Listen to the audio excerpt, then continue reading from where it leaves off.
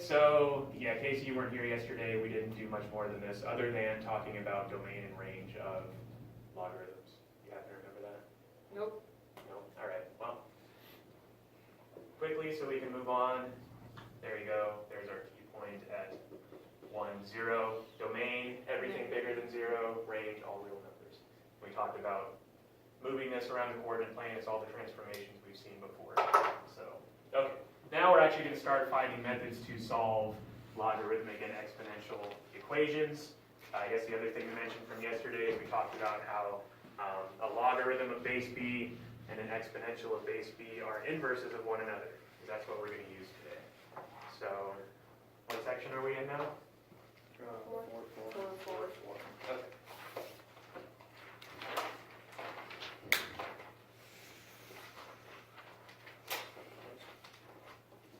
All right.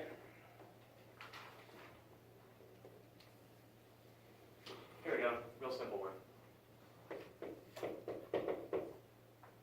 Ln, of course, being a logarithm of base e, you could call it the natural log. Plugging in numbers isn't going to help me here because I'd have to plug in some really nasty ones. So instead, we're going to think about this in a couple of different ways. Andrew, Couldn't you just make everything an exponent of e? Yeah, so there's two different ways to think about it. They're actually exactly the same. So you might say you would exponentiate both sides. So we've got e to the natural log of x, and we've got e squared. So then what's going to happen here? It's just going to become x. Yeah, we just talked about how this would be a composition of inverse functions. I've got x is e squared. Now over here, another way you can think about it. Why isn't it x equals 2? What's that? Why isn't it x equals 2? Because the natural log and e cancel each other out, but where there's no natural log of 2, it doesn't cancel it. Yeah, there's no inverse operation going on here. There's nothing I can do to change e squared. But over here, since e to the x, the natural log of x are inverse functions, I should only get the input out of it. So this is where we're at. The other way to think about it is just rewriting this in exponential form. You can skip this intermediate step. This is asking us what power of e gives me x. Well, we actually know the answer. It's 2. So 2 different ways to go about it. They're synonymous. I tend to think of it this way, even though it's the extra step. But whatever you'd like to do. All right. And you know, obviously you can approximate that using a calculator. We'll just leave it in exact form. Yeah. I feel like the left one is the one that makes it so you don't mess up as much. Sure. Yeah, whatever's most comfortable for you. Do that. One more.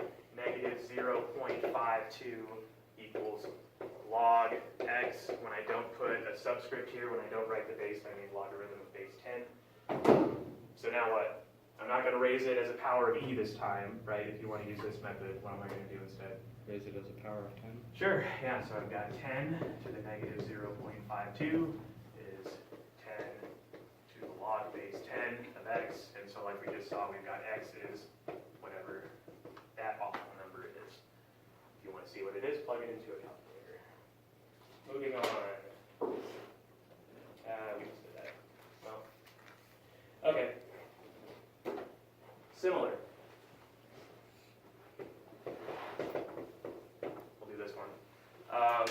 Raising both sides as an exponent of some common base is only going to make it more complicated. But now we're going to use the opposite direction. We were using exponentials to solve logarithmic equations. Now we're going to use logarithms. What would the best choice of logarithm for me to use here? What would it be? Natural. Natural log, right? I don't need to. We could use a logarithm of base 10, and that's actually going to be a look ahead into what we're going to do after this. So let's use the correct choice, right? The natural log of e to the x is the natural log of 167. What happens here? Cancel. Yeah, inverse functions, right? So we get x is the natural log of 167. What if I decided to use a logarithm of base 10?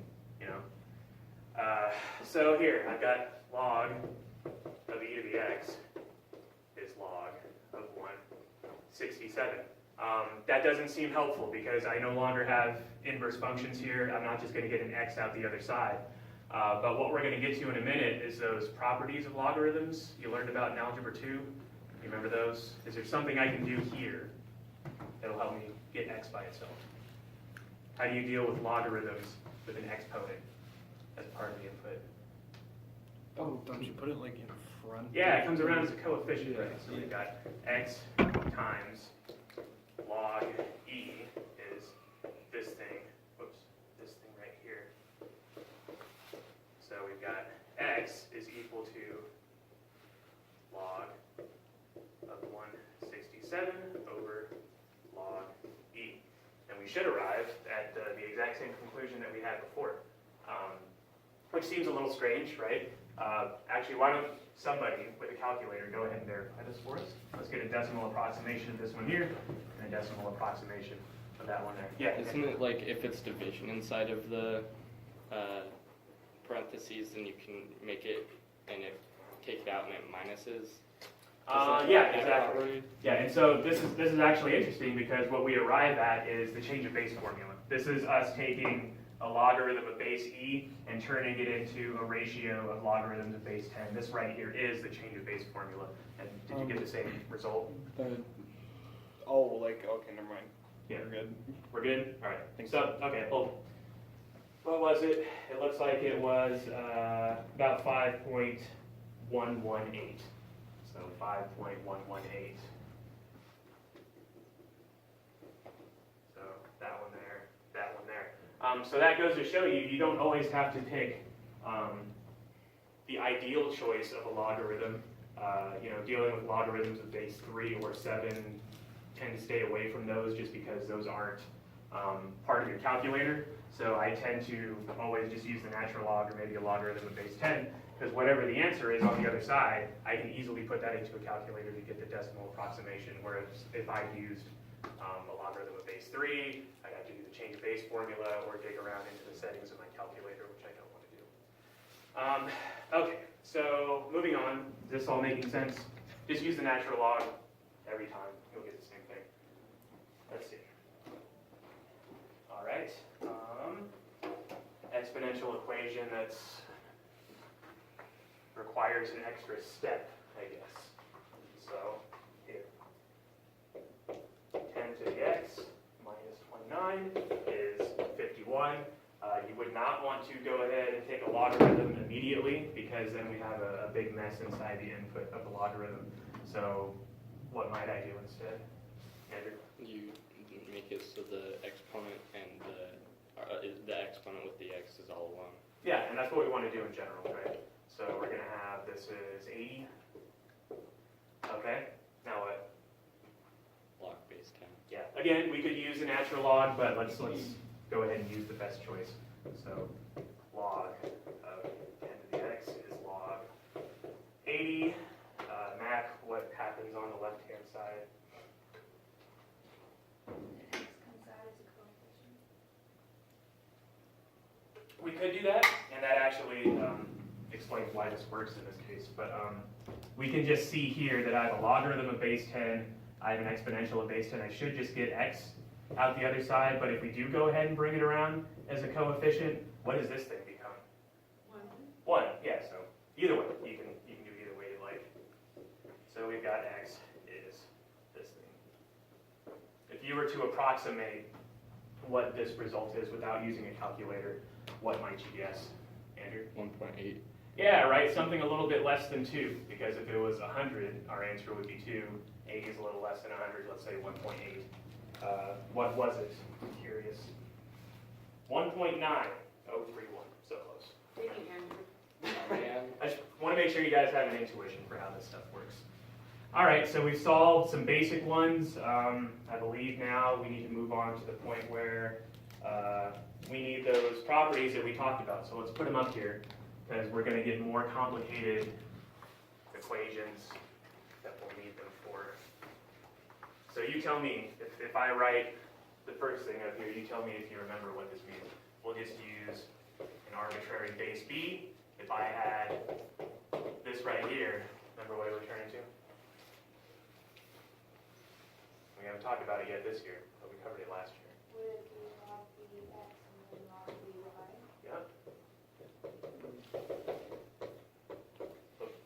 Oh! I remember this. Yeah, I remember And this Andrew, now I that think you specifically mentioned this one I just needed someone to say a it little while first. ago. Oh yeah, it's like if it's divided, then you get to minus it. Oh yeah. And if it's times, then you get to add it. it's an exponent, then it times it, but if it's a square root, then it divides everything by it. What was that last thing you said? If it's like if you like square root it, so it's like in the division thing. Yeah. If you square root it, just treat it like a rational exponent and bring it around. Okay, so then this was log base b of, we'll say, x to the a, right? And then we bring it around as coefficient. Let's prove why this works, I guess. I don't know that the book goes into it, but let's, for a couple of these, show why this works. Let's start with this one right here. All right, so let's see. Let's remember how to do this. So let's take a look at these two real quick. If I had log base b of x, well here, I'm going to change this just a little bit to make my proof a little easier to follow. Let's say x1, x2. Good with that? Two distinct inputs.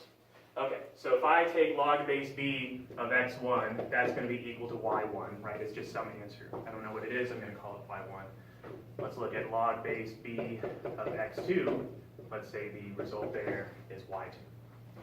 Okay, so we are going to be dealing with x1 times x2 here in a minute, so let's go ahead and just multiply those both together, x1 times x2. This right here, if we consider these as the exponential form, how could I rewrite this top one in exponential form? Remember? What's that? So there's three components, right? The base, the exponent, and the answer. What order do I put these three things in? Wouldn't it be b to the y1 equals x to the x1? Yes, okay, and this one here? Just the same thing, but with twos All right, so instead of ones. b to the y2 equals x2. Do we all see that? Okay, so then what can I say is true about x1 times x2 from our work?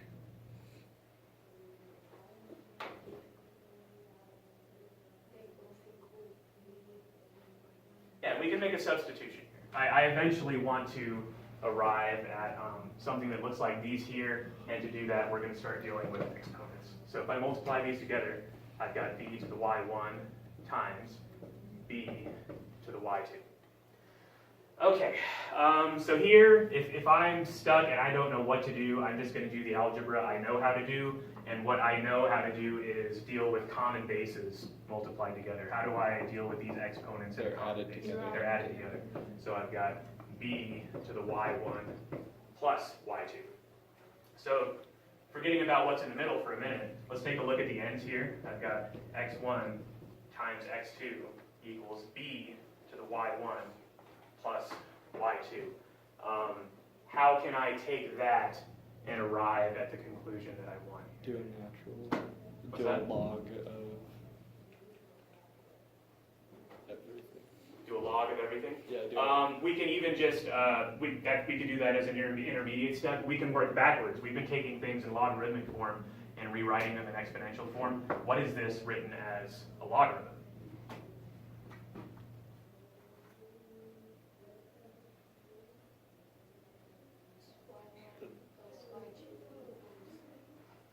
Okay, so y1 plus y2 equals what?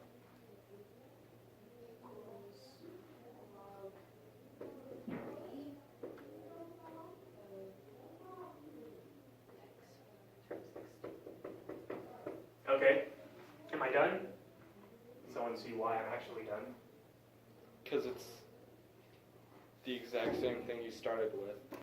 Yeah, it's right here. The very first thing that we said was let's let y1 and y2 be these two individual logarithms we were talking about. So over here, I can actually say y1 and y2 are log base b of x1 plus log base b of x2. So that's it. From the left here to the right here, that is a restatement of our first property. So that's why it works.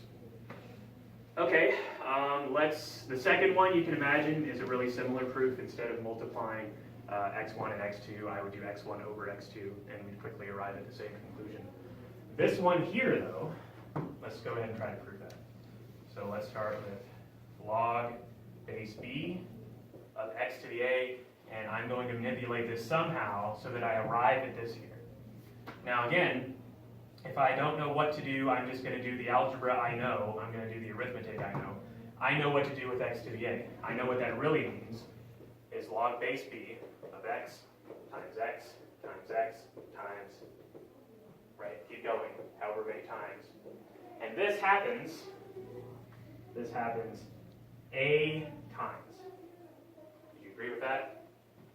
An exponent is repeated multiplication. This x gets multiplied by itself a times. How can I use what I have here combined with what we just proved to continue, do you think? Think about that for a second. Take the a out of the equation and put it in front, because it's just gonna... Well, that would be us using what we're trying to prove. So we actually can't use this property. We need to arrive here ourselves. But what we have here, combined with the first property of logarithms that we just spent a lot of time proving. Because the base is what you raise the power to, and if you multiply a by, oh, I know what I'm trying to say, if you multiply a by however, whatever the power is raised to, it's the same. I don't know how to word it, but I know what I mean. I will wait all day. This thing here. Take a look at the input. Take a look at our properties of logarithms. This is the only one, these are the only two that we can use right now because we've proven these. We've proven this one, and it's not a stretch to say we've proven this one with some changes over there. So can we use either of these, this one in particular, can I use that property of logarithms to do something, anything to that? So, You know, like, log base b times x, log base b times a. So log base b of x, and then another log base b of x, and we just keep adding them, right? That's what that means. That's what this is. If I have, so this doesn't just work for two things multiplied together. Pick a number, it's going to work. It works in general. So if I have log base b of all these x's multiplied together, what I really have is log base b of x plus log base b of x plus however many these are, and then another log base b of x. And this happens how many times? A times. Now what? It says it right there, you do a times one of those. Yeah, so we started this proof by saying that, well, exponents are repeated multiplication. Repeated addition is multiplication. So then we're done. This is exactly the same as a times log base b of x. And that's this. Does that proof make sense? Okay, I'm not going to have, maybe I'll have you do one of these as extra credit on an exam or something. But you're not responsible for it. I just want you to see why it works. Okay? Thank you for humoring me. All right, moving on. Let's actually use these now for some more difficult problems. Okay.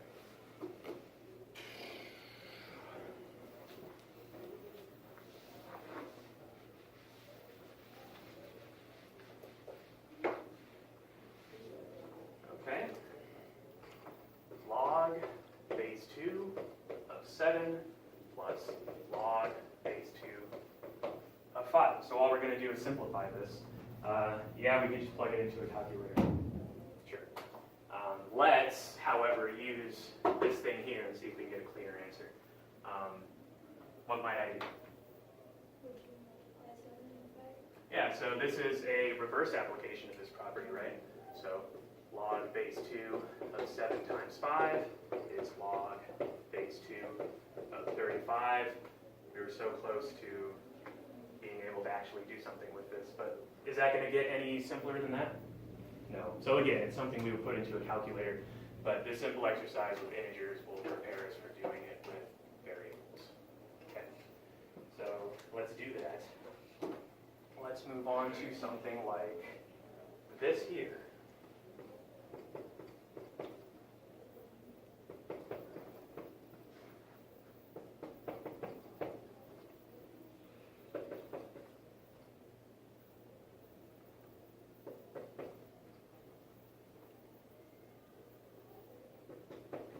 Am I just writing the same thing over again? Oh, okay, they were simplifying this for me. Whatever, okay. Pretend you didn't see that. How might I take this, this sum of different logarithms and put it into one? Notice that over here, for our properties of logarithms, the coefficient of all of these is 1. And so if I'm trying to combine logarithms into a single logarithm, having a coefficient here other than 1 is problematic. So Make it an exponent. yeah, so now we're going to go backwards, right? I'm going to say this is natural log of x squared plus natural log of x plus 6. And going a step further, Hayden, what might I do? You can combine them, Yeah, I we'll guess. combine together. So natural log of x squared times x plus 6. And then, if you'd like, you can distribute through there, get x cubed plus 6x squared. Yes? Is it not okay to raise it to the power of e? To raise it. So if we were trying to solve something, we would, right? Since we started here, that would be fine for me to do, but since I don't have something on the other side of the equation for me to also raise as a power of e, I will have changed the value of this thing here. But we'll get to that soon. So this is just an example of combining these things. And so maybe now, finally, yes, we will get to, well, are we going to solve some equations? Yeah, let's just jump there. How about, here we go.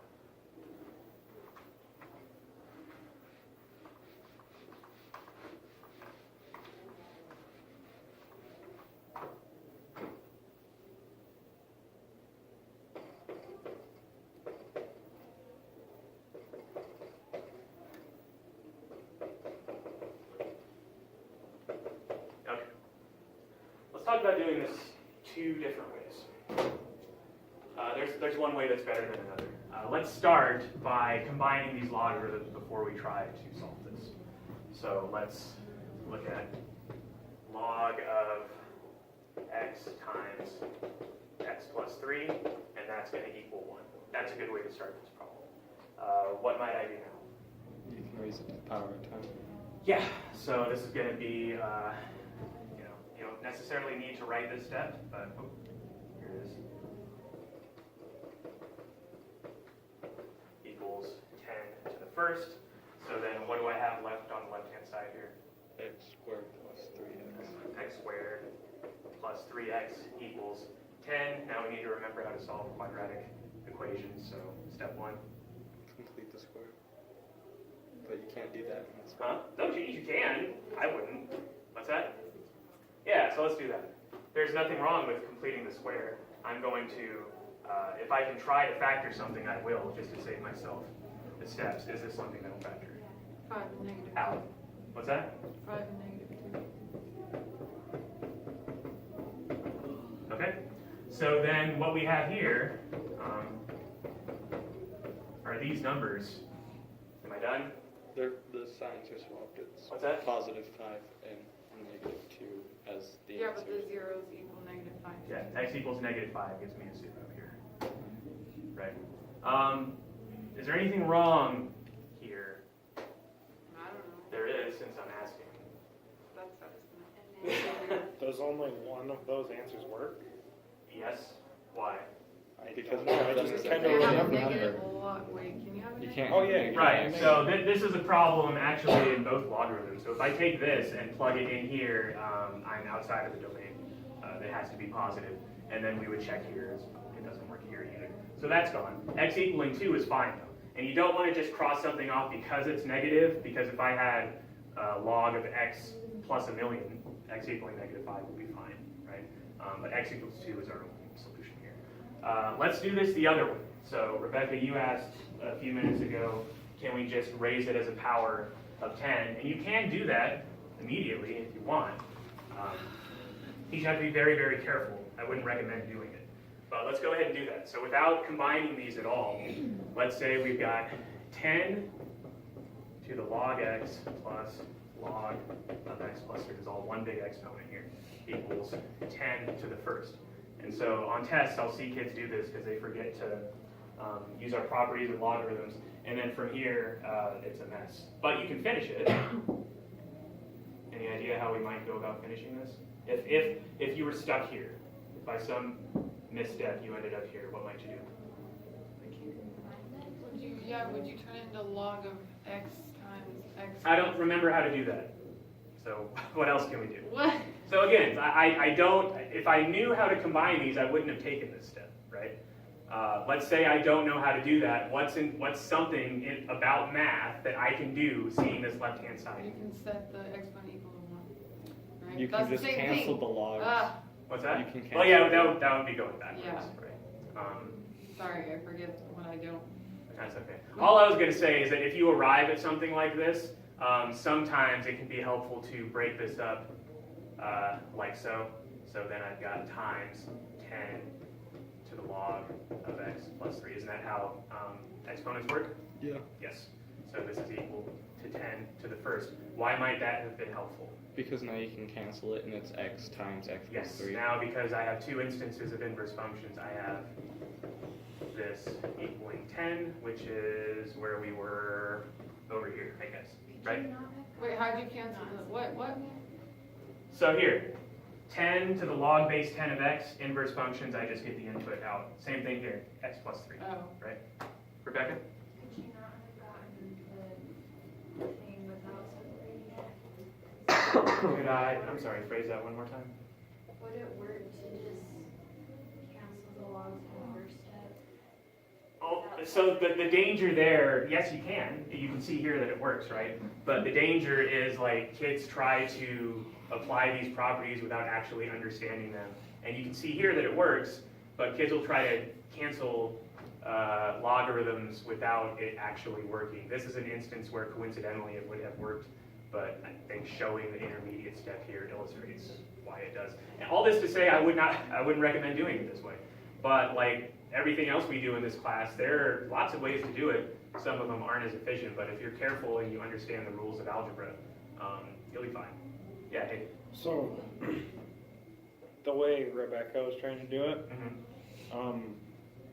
I guess it would be kind of like you'd have to remember that when exponents are multiplied, they Yeah. add together. If you And, don't and know if, that you step, don't, if you then don't you remember get that, screwed. then Yes. you'll mess everything up. So, yeah, don't do this, but I just like to illustrate sometimes that even if you take the wrong step, it's fixable. We'll see that a lot in trigonometry when we get to that. So, all right, maybe a couple more of these. We should probably do like an exponential equation. Let's see. Okay. Let's do that. Oh boy, we'll do maybe one of these. And I'll give you your homework. We need to talk about this some more tomorrow if we can. Let's see. How about, sure. 5 to the x plus 1 equals 6 to the 2x. So now there is no optimal choice of a logarithm, right? If I choose log base 5, that helps me here, doesn't so much help me here. So just forget about 5 and 6 and use either log base 10 or a natural log, right? That's the only way I'm going to get these variables out of the exponent. So I'll go ahead and use a natural log.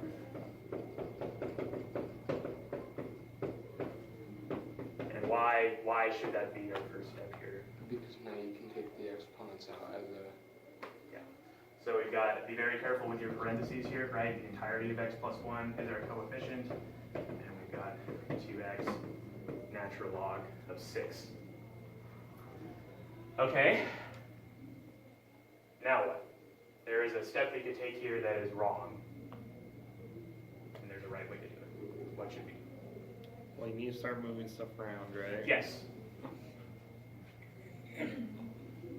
Would dividing to separate the natural log from like 2x be wrong? No, there's nothing wrong with that, but it doesn't get us to where we need to Doesn't be. get us.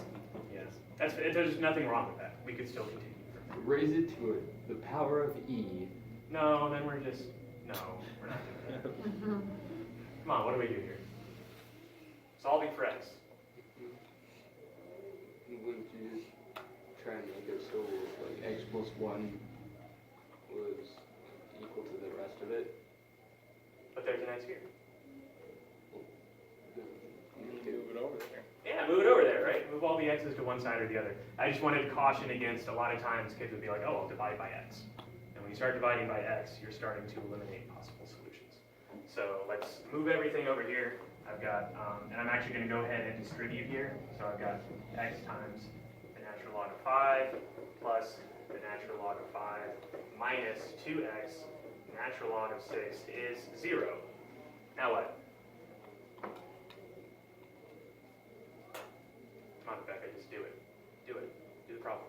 Just move the x's over. Like subtract x and plus 2x. Subtract x. Now just do that.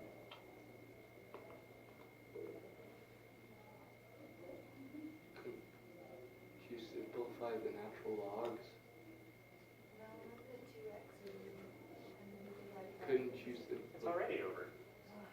Commutative, right? It's right next to x times the natural log of 5.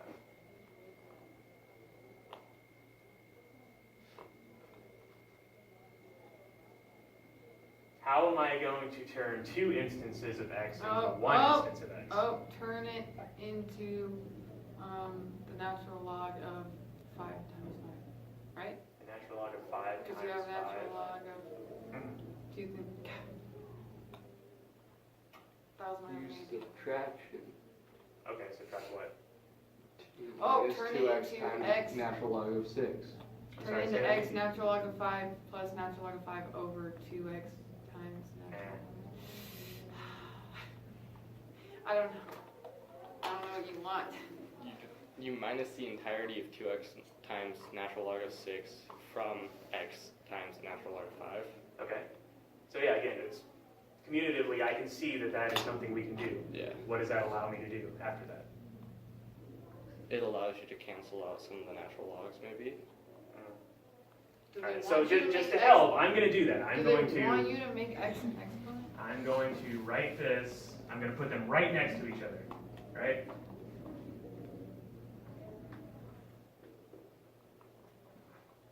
Now they're even closer. So now what? There are too many x's. I want one. One x. Then do it. I'm going to get fired. I'm going to send this in and they're going to fire me. Or you just cut this part out. Yeah, just cut this part out with the camera It issue. should be a natural log of Okay, so we a number of times here I have said, if I were stuck here, I would just do the one thing I recognize I can do. We've seen that before. I might use properties of exponents, right? I might use what I know about multiplication. Can you think of an Algebra 1 thing you might do here? Hayden? I was gonna ask if you could use one of those log properties, like Yeah, the I tried. second We one. said and. Yeah, That's we'd like, be going backwards if we Okay. did that.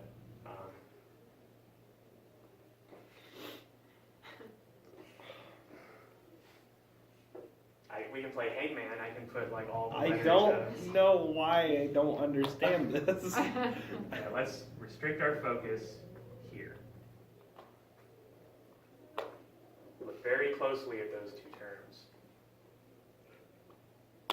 Are Can gonna you just turn it combine into- them Are you like gonna like turn it into a fraction and then like No, negative just 1x subtract? them? No. No, Or because they're something. different logarithms. If they were both the natural log of 5, sure. You can't just subtract them straight up. No. Why can't you just have negative x times ln of 5? Negative x times the natural. Yeah, you have x and then you have negative 2x. Well, but these are different logarithms. This is log of 5, log of 6. Who cares? All right. A different problem, right? If I had xy plus xz, and I wanted to have 1x instead of 2. you could factor out here. You could, yeah, that's something you could do, right? Yeah. Oh, yeah, now there's only one of them. I mean, So yeah, you I just guess. factor out x? Yes, factor out x. Okay. Holy crap. The thing is, I was thinking that, but then I was like, wait a second. I that might not forgot that work. existed. Okay, let's see. No one factors with logarithms. What? Well, you have to now. There. That's better. Now what? sad. You're setting this up to fail. Do the thing where it's a division. Where you Andrew, turn it into you- division. Well, you take the you want the x alone, right? Yes. Okay, you subtract the natural log of 5, Uh-huh. and then you divide by the entire thing in the So x parentheses. equals So the x natural is log of alone. 5 Yeah. over the natural log of 5 minus 2 the natural log of 6. Yes, there it is. Disgusting. That looks ugly. Can Yeah. can you cancel I'm anything in disgusted that? with all of you. I'm disgusted with that answer. Look at it. That's fine, you know. Can you cancel anything in that though? No, you just have to plug it into a calculator. If it was multiplication on the bottom, yes. But since Okay. it's a difference, no.